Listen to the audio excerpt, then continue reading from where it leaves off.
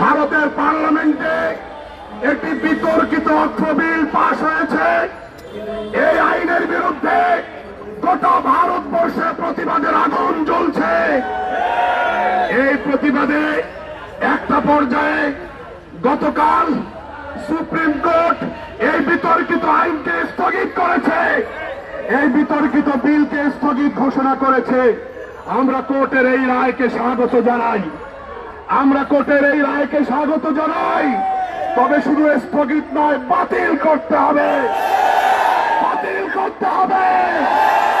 ভারতে আর এই বিতর্কিত অর্থ বিল চলবে না, বিতর্কিত অর্থ বিল ভারতে আর চলবে না, ভারতে আর চলবে না। বিতর্কিত অর্থ বিল স্লোগান উঠাইতে হবে, বিতর্কিত অর্থ বিল,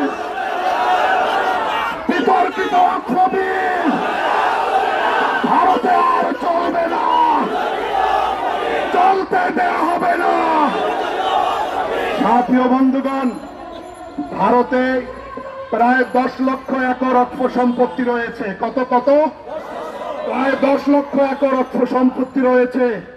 মূলত এই অক্ষ সম্পত্তির উপরে নিয়ন্ত্রণ প্রতিষ্ঠা করে, এই অক্ষ সম্পত্তির উপরে প্রতিষ্ঠিত অসংখ্য অগণিত মাদ্রাসা মসজিদ বন্ধ করে দেওয়াই হলো মূল এজেন্ডা। এটা হতে দেয়া যাবে না। আজকে বাইতুল মোকাররমের উত্তর গেটে জমিয়ত উলামা ইসলাম বাংলাদেশের এই বিক্ষোভ সমাবেশ থেকে স্পষ্ট বলতে চাই, আমরা দেখে যেতেও পারি, নাও যেতে পারি।